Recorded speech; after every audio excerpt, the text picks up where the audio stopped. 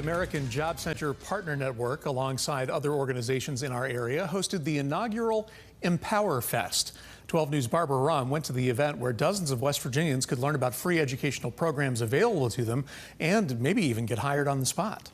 I feel amazing, and I am so grateful for the support the community has for people that need it. Equipped with haircuts, new clothes, mock interviews, and so much information, Empower Fest had a goal of changing the lives of many West Virginians. We want to help our community. We want to make sure they have all the information available. We want to help them get the better jobs that they want. We want to train them to get into the positions they want.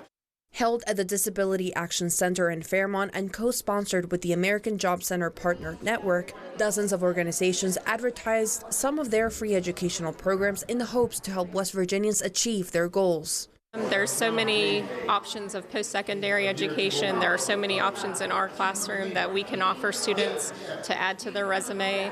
So we just really want what's best for each individual student.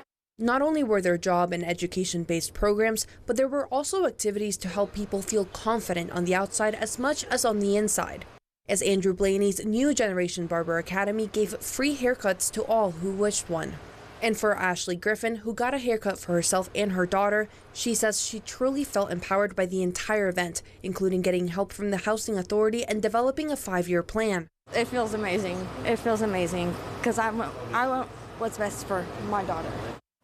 In Fairmont, Barbara Vaughn, 12 News.